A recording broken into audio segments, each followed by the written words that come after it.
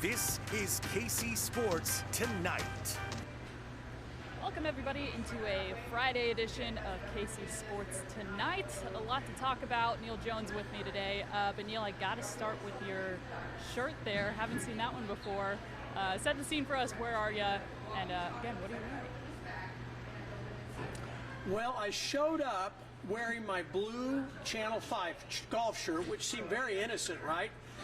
And when I got here, I found out that it's like wearing the silver and black when you're at a Chiefs-Raiders game at Arrowhead Stadium. The PR guy, Zach, who does a great job, is like, dude, you've got to get something orange on or you're dead. And he goes, here, I'll get you a shirt. I don't normally wear T-shirts on the air, but it was a lot better because one of the guys came by. I can't say his name, but he's a lot bigger than me. And he said, if you don't get a different shirt color on, I'm going to throw you in the penalty box and lock you up. So why fight it? Just go with it. The only thing is I got to turn it back in without any stains or anything. That's going to be tough. That is going to be tough. Neal, we're going to talk Mavs a little bit more here in just a couple minutes. But first, want to start with the White House visit. Now, you've been out at Campbell Arena all day. But, just historically, this is the second time now in a row the Chiefs have been able to do this. 2020, they weren't able to go because of ongoing COVID precautions and kind of concerns there. But just, Neal, how special is it for this team to be celebrated in the nation's capital 2 straight years, after decades of that not happening? Well, it's interesting. I had a chance to talk to Lorenzo Cain when he went into the Missouri Sports Hall of Fame a couple of years ago. And I talked to him about the highlights of his career, and I was kind of surprised. He brought up the trip to the White House with the Royals. He said that was such a neat event because the entire team got together, and guess what? They weren't playing a baseball game.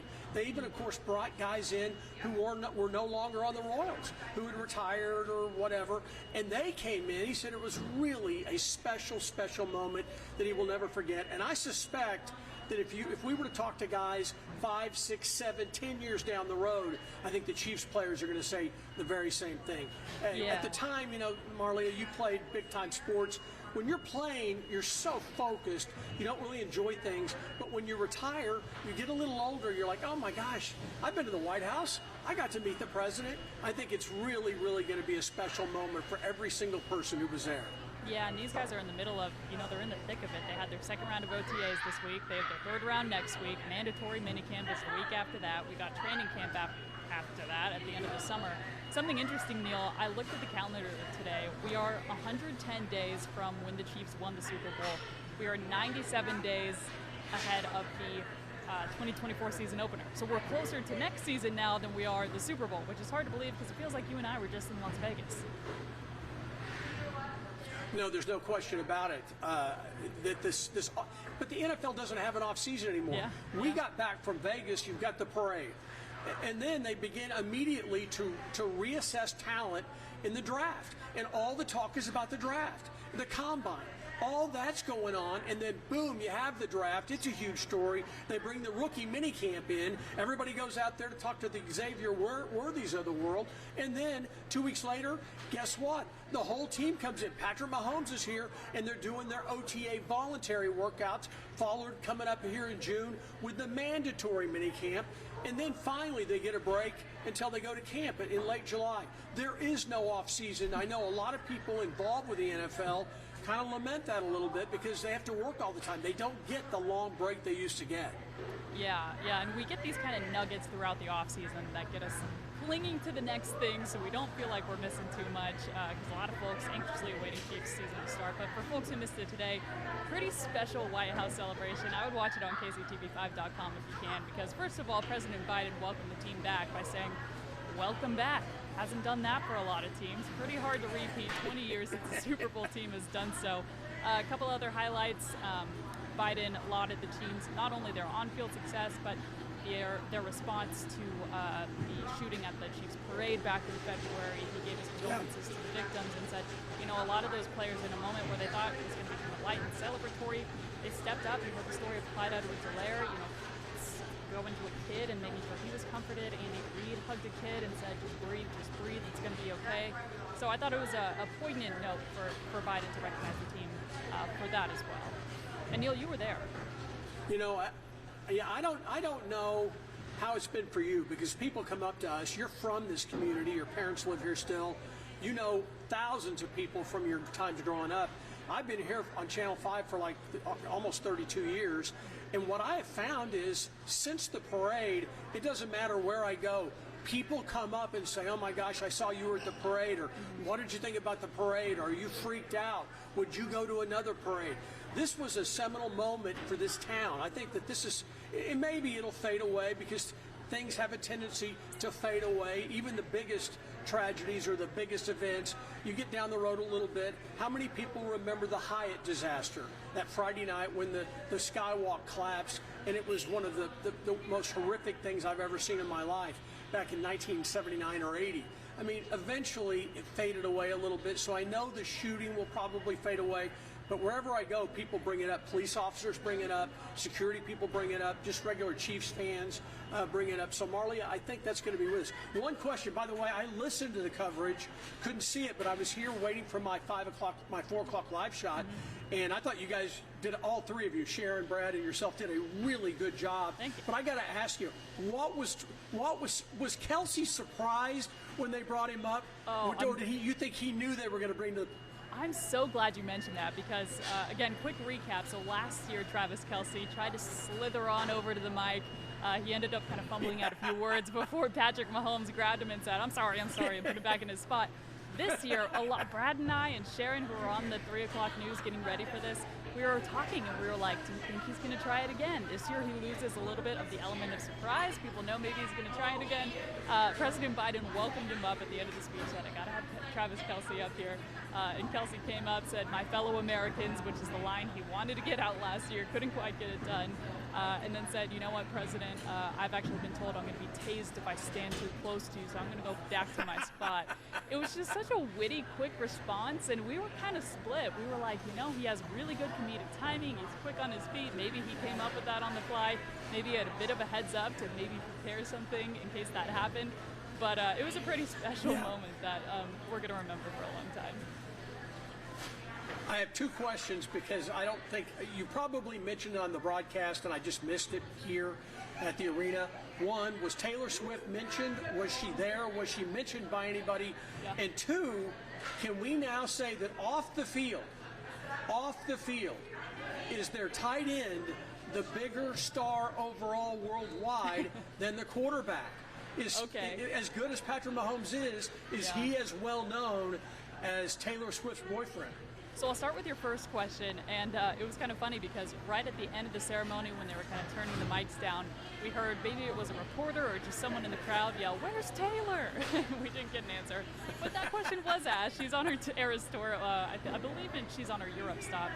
To your second question, worldwide, I would say so, just because Taylor Swift has such a big following and, she's kind of woven him into some of her shows. So never thought we'd be there. Hey, also never thought we'd see the President of the United States wearing a Chiefs helmet on the stairs of the South Lawn, which is what we got today. President Biden taking the Chiefs gifts and I thought it was kind of a ceremonial helmet. He'll put it in his office maybe. He put it on. It was a pretty fun moment there. So, Neal, let's move on here to our next topic. There we go. Which is the Big Slick, which is good news, bad news here. The good news is, it's a fantastic event. A lot of celebrities in town. It's ahead of the Royals-Padres game at 7:10. You can see on your screen there. The bad news is, last I checked, it's still delayed because of pretty brutal, just like a constant swampy rain that hasn't seemed to cease. And let's see, last update, still none. So hopefully they still get it in, but they were supposed to start at 5. They haven't started yet, to my knowledge. Kind of a bummer because we have like 60 celebrities in town. Some of the biggest names in Kansas City have all diverged from different places in the world here to the city of Fountains. And as of right now, not looking like they're going to take the field. We have had such great weather and so many warm days and nights that it is so sad that this event gets kind of washed out, or it looks like it might get washed out. Marleah, I got really lucky. I literally stumbled into a batting practice, and I have no idea how many years ago it was, 10 or 12, 15 years ago. I went out to Kauffman Stadium, and Big Slick press conference had been earlier that day, and I'd been there, and we asked questions and stuff, and I'd edited something. Then I went out there to go get Ned Yost press conference, which is in the dugout. So I goes out in the dugout with my equipment real early, and I look up, and all the big slick stars were in the batting cage hitting against live pitching. And I got to interview all of them. Eric Stone Street's like, dude, I know you. I grew up watching you on with the Chiefs, and I'm like, that made me feel real young. But John Hamm was there from Mad Men wearing his Don Denkinger jersey, and I asked him about that, and he said, because he's a big Cardinals fan, all of the guys were there taking hacks. They'd come out, I'd interview them, and all of them were like little kids. Can you imagine, okay, you played college basketball. How would you like to go play at a game at Allen Fieldhouse when you were in junior high or something? It was like that. These guys were at work. Yeah, but I mean, actually be good at it. Yeah, true. Well, that's true. I'm teasing. Obviously, you played D1, but they were like kids, and I enjoyed that so much because when we think of stars, we think of them being real cool, real standoffish, kind of arrogant. They weren't that way at all. They all were. They were telling stories about, oh man, my 5th grade birthday party was up there in that suite up there. Oh, I remember we came my very first game. We sat at the left field GA. They were all doing stuff like that. They couldn't believe they were on the field. It really made me fans of those guys, bigger fans than I had been before. Yeah, that's a really fun humanizing story. As you said, you kind of think of them as being invincible. So to see them in that context is really special, and to know that these people have extremely packed calendars, and they all have this really cool connection to Kansas City to come together and play this charity game to benefit Children's Mercy, which is really special. Samantha Boring, one of our reporters, did a great story today. She went to that press conference we were talking about, the kind of pre-Big Slick presser, and Paul Rudd said, our original goal here was to raise $50,000. We've raised $21 million over the 15 years we've been doing this. So just an incredible cause. And again, hoping this comes together, but we'll see here. Tough weather today. Can't control that, but you can't control the quality of people that you have here. And there's another event tomorrow night. You got the T-Mobile Center. Patrick Mahomes and Travis Kelce will actually be back in Washington, D.C. for that. So still some stuff to look forward to. Neal, we got our next topic, and I'm excited for this one because you and I have both covered this team now. We got the Kansas City Mavericks getting ready for the finals, game 1 of the finals, which you can watch on KSMO tonight at 7 o'clock. Set the scene for us a little bit. How excited are you for this series? Hockey's not a team hockey's not a sport we particularly cover super aggressively here in Kansas City. I know I didn't really grow up with it. None of my friends played. I got to go to my first Mavericks game covering them in the Western Conference Finals, Game 6. It was spectacular. It's a really good atmosphere out there at Cleveland Arena, and the Mavs have a chance to do something pretty special these next few weeks. No, they really do, and I think that what people discover is that hockey does not translate that great to television. Yes. When 3D television comes in, maybe it'll be better. I know high def makes it better than it used to be, but when you sit down on the glass and you up against on the ice against the glass, you see these guys skating back and forth. They're women's players skating back and forth, full speed. It's the fastest sport there is, and of course, you can have a turnaround where you get a puck. You give up the puck, and a guy goes all the way in and scores. It is so exciting. There's hitting, so it's got that element as well. It's the only sport that allows fighting, although they don't like it. Yeah. But it can be really, really interesting. I've always loved hockey. I'm from Oklahoma City, and Oklahoma City got a hockey team late in the late 1960s, and it won a league championship in year 1, kind of like what the Mavericks are trying to do here in year 15. And because they won early, everybody started going. None of us knew the rules. None of us had ever played hockey. We didn't know the difference between good hockey or bad hockey like we know basketball, baseball, or football. Yeah. It didn't matter. It was fast. It was furious. The ice was really shiny. I remember being a kid going, oh my gosh, this is the greatest thing of all time. I love it here. This arena seats about 5,800. They expect it to be sold out tonight. It is going to be a loud, excited crowd. By far, the best of all the 15 teams they've had here in Kansas City. This year's team is the best. Yeah, a chance to win a Kelly Cup championship. And I'll tell you what, too, the Mavericks do a great job just like in game production. I mean, again, I sat there for the whole game. The video boards, the lighting they have, the entertainment in between breaks, and then the game, as you mentioned, is just really fun watching live action. The Mavericks are really, really talented this year. The Western Conference Final game I went to, Game 6 was the clincher. They were up, what would it have been, 3-2. And they won that one 7-1. So it was pretty fantastic. They got a good one tonight. Again, games 1 and 2 on KSMO. And we have our first KC Sports Tonight breaking news. I texted our sports director, Scott Reese, who is at the Big Slick. He said it has started, sort of. They're doing intros, still raining, but not as hard. So it looks like, fingers crossed, we will get Big Slick in this weekend. Exciting not just for the celebrities there, but for the fans that got out there hours before, the Royals game started to watch their favorite celebrities. So, Neal, what do you think? I just want to hop back real quick to the Mavericks. It's not the Chiefs, it's not the Royals, but what would it mean for the Mavericks to win a championship and to bring it back here to Kansas City? Oh, I think it'd be great. I also think that it would give them a big boost. Generally speaking, when a professional franchise wins a championship, they see the big bump next year in season ticket sales, more people buying their gear, wearing it around town. I had a chance to talk to Lamar Hunt Jr., the owner of the Mavericks, and he is just beside himself. He is so excited. He invested in professional hockey when nobody in Kansas City thought necessarily that was a great idea, and he's made a go of it. He's got a great front office staff. You call them up. They're very responsive on the PR end. They do a great job. I mean, they got me stuck out here with the trophies because they don't want me throwing stuff at the opposing players. Sure. That I don't like. But the bottom line, they do a great job, and you have to congratulate Lamar Hunt Jr. because this has been a neat story, and it's been a great. I'll tell you what, this is a really, really good team. Yeah, I'd recommend folks, if you're watching this, get out to a game if you haven't been there before, because again, it's a really good time. Neal, one more update. Big Slick is starting right now, so tune in to KCP5 tonight. We will have highlights from that. Scott Reese and Jared Fuller are out there right now. They're shooting highlights, so if you can't be at the game, you're watching this, you can see kind of the best moments from that later today. Okay, moving on to our fourth and final topic of the day, Neal. Weekend ahead. We got a lot of stuff going on this weekend. The Padres and the Royals continue 3:10 tomorrow, 1:10 on Sunday. In 2 soccer games, we got Sporting KC at Minnesota. That's tomorrow night, 7:30. The Current hosting Seattle. The Current, of course, still unbeaten. Sporting KC having the total opposite season of that. They haven't won an MLS game since March 30th. Neal, kind of big takeaways for the weekend, what you're looking forward to, top storylines football. Well, obviously, the 2 soccer teams playing is great. It'd be good. The Padres have been a little better than people thought they would be. They're not as horrible as they were the last couple of years. It's kind of scary. They coming in.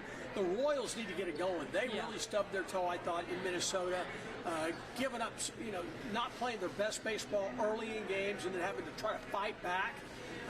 They need to get back on track here. They've been better at home anyway. They need to take care of business against the Padres and send them home losing. And then let's face it, this women's team, the Current, are something special.